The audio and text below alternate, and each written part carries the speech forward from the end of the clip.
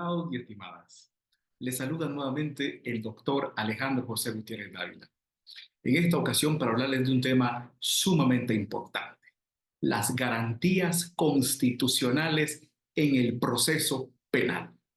Pero antes de iniciar, quiero recordarles que se suscriban a mi canal Filosofía del Derecho, doctor Alejandro Gutiérrez, y denle pulgar arriba a este video para seguir recibiendo notificaciones con contenido relacionado con este tema y otros de mucho interés sobre el derecho penal, derecho procesal penal, derecho constitucional, derecho procesal constitucional, etcétera.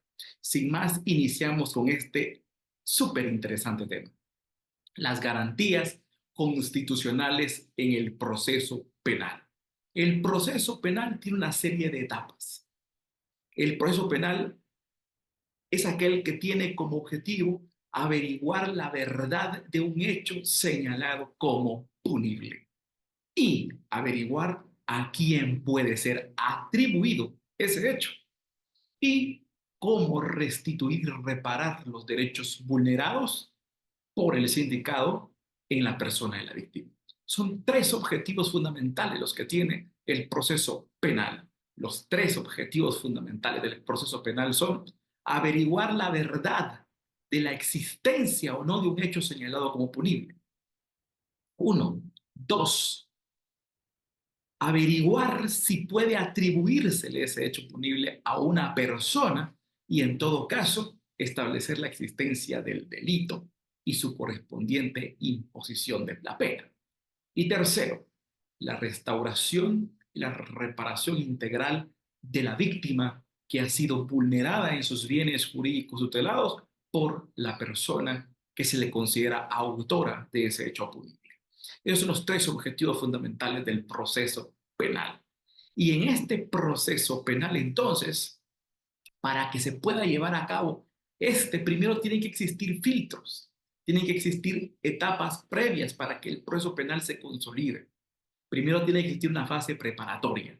Y en esa fase preparatoria, a su vez, se subdivide en investigaciones preliminares, etapa de instrucción y la etapa conclusión. Son las tres subetapas de la fase preparatoria. Es el primer filtro para llegar al proceso penal. Y lo primero que sucede en las investigaciones preliminares es que existe la noticia de un hecho criminal. Y la noticia de un hecho criminal se puede producir en el caso del proceso del ordenamiento jurídico procesal penal guatemalteco por medio de la denuncia, la querella o la prevención policial. Y la denuncia y la querella y la prevención policial están poniendo en conocimiento de las autoridades competentes la existencia de un hecho señalado como punible y la posible participación de una persona. A partir de ese momento, la persona que está siendo señalada o sindicada ante las autoridades judiciales competentes tiene garantías constitucionales que lo blindan y lo protegen de cualquier acto arbitrario. Muy importante. Tiene garantías constitucionales. Vemos a partir del artículo sexto de la Constitución Política de la República que una persona solo puede ser detenida por delito o falta siempre y cuando exista una orden de autoridad judicial competente o haya flagrante delito. Luego tiene que ser notificado la detención, informado de sus derechos, especialmente que pueda proveerse de un abogado defensor de su confianza y su elección, y se tiene que tomar la primera declaración dentro de las 24 horas de su detención. Pero si lo que ha cometido una falta deberá quedar libre, de acuerdo al artículo 11 de la Constitución Política de la República de Guatemala. De lo contrario, se iniciará ese procedimiento y si hay motivos racionales suficientes, entonces se le dictará auto de prisión preventiva y autoprocesamiento, se le dará proceso. En todos estos momentos preliminares, el sindicato tiene esas garantías constitucionales, que no puede ser detenido si no existen verdaderamente los motivos suficientes para creer que la persona pudo haber cometido el hecho. Si el delito por el cual se señalaba a una persona como responsable es de aquellos que se consideran excarcelables, es decir, que pueden ser conmutables, son excarcelables, no hay necesidad que se dicte la orden de detención.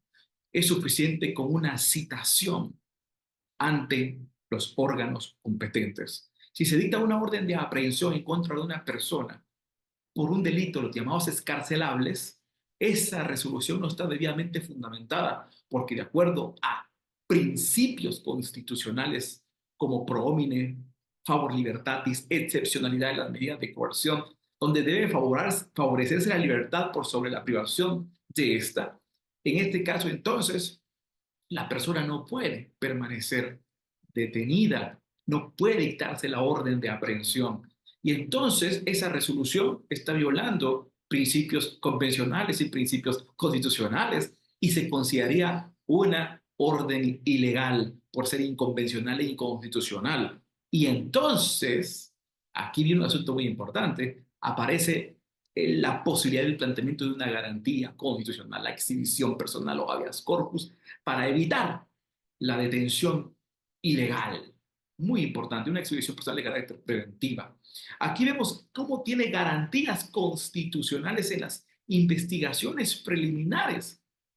El sindicato a partir de este momento está siendo blindado por esas garantías constitucionales. Luego vemos que conforme sigue avanzando en la primera declaración, esa primera declaración, el sindicato tiene que ser protegido por las garantías constitucionales. Se le va a imputar, se le va a intimar los hechos, pero solo si hay motivos racionales suficientes para creer que pudo haber cometido el hecho, se le puede dictar la prisión preventiva y el auto de procesamiento.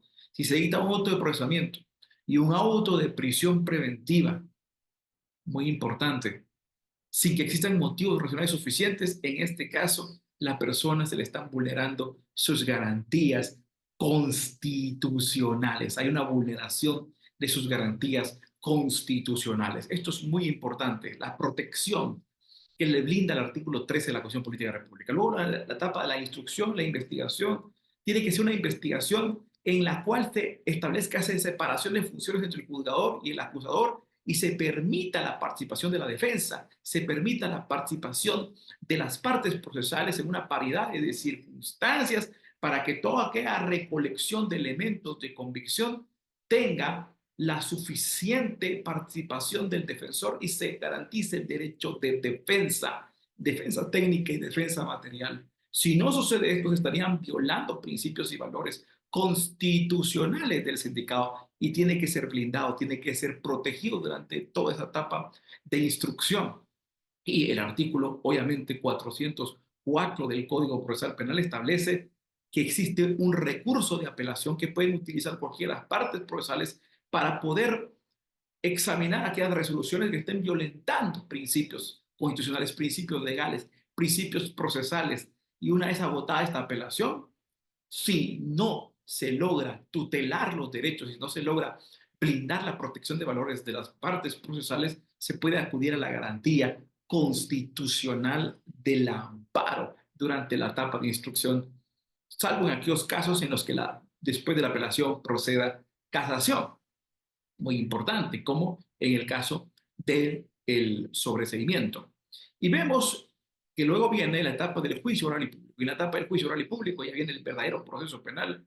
Y aquí en el juicio oral y público también debe ser protegido el ahora acusado, que tuvo que haber sido tutelado por la Constitución, las convenciones internacionales, pero también la víctima. Ambas partes procesales tienen que ser tuteladas. Y durante el juicio oral y público deben garantizarse todos aquellos derechos constitucionales como el derecho de defensa, el derecho de audiencia, el principio de inmediación, el principio de judicación, pero en algunos momentos puede existir una colisión entre algunos aspectos, entre la declaración libre, la judicación, la inmediación y el principio de interés superior de la víctima y no revictimización y el principio de interés superior del niño. En este caso, habría que hacer una ponderación de derechos y establecer si puede disminuirse en alguna posibilidad fáctica jurídica el principio de inmediación y adjudicación para que no haya un enfrentamiento entre el acusado y la víctima, porque hay una tutela especial sobre la víctima por ser menor de edad, por ser delitos de violencia sexual, por ejemplo, y se permite que no se le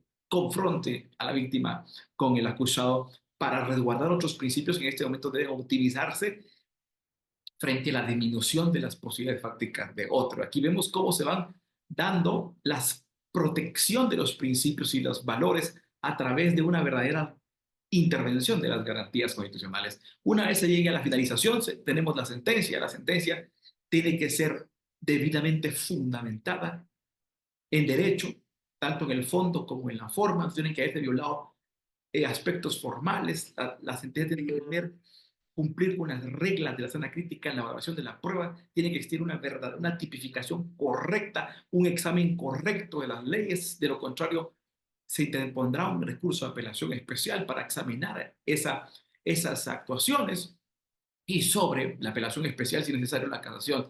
Y una vez agotada la casación de forma a fondo, podrá interponerse si hubiera una violación de derechos fundamentales, si hubiera una violación de principios y valores constitucionales y convencionales por parte de quien dictó el acto final, la casación en definitiva, entonces podrá interponer la garantía constitucional del amparo. Y aquí vemos cómo necesariamente se van produciendo la intervención de las garantías constitucionales para la protección de los principios y valores de ambas partes procesales, tanto del sindicado, del procesado, del acusado, como por parte de la víctima. Ambas partes procesales tienen que ser protegidas por los principios constitucionales y por esas garantías constitucionales. En el caso de que los jugadores hagan caso omiso o inobserven esos principios y valores constitucionales, entonces, una vez agotados los recursos ordinarios, se puede acudir a la instancia de las garantías constitucionales, se puede acudir a esa intervención subsidiaria y extraordinaria porque se han agotado los recursos ordinarios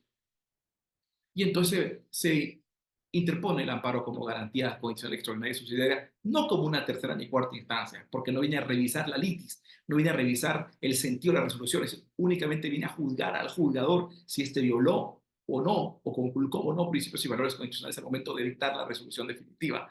Eso es el objeto de la garantía constitucional del amparo para hacer valer la supremacía de los principios y valores y derechos humanos fundamentales de las partes procesales en el proceso penal. Y ese es un resumen sustancial de cómo operan las garantías constitucionales durante el desarrollo del proceso penal. Pues bien, hemos llegado al fin de esta cápsula muy interesante. Les recuerdo que se suscriban a mi canal Filosofía del Derecho, doctor Alejandro Gutiérrez, y denle pulgar arriba a este video si les ha gustado para seguir recibiendo notificaciones sobre contenido relacionado con este tema y otros temas de derecho constitucional, derecho procesal constitucional, derecho procesal penal, filosofía de la Constitución, filosofía del derecho, etcétera. Así que fue un gusto compartirles. Saludos a todas y a todos.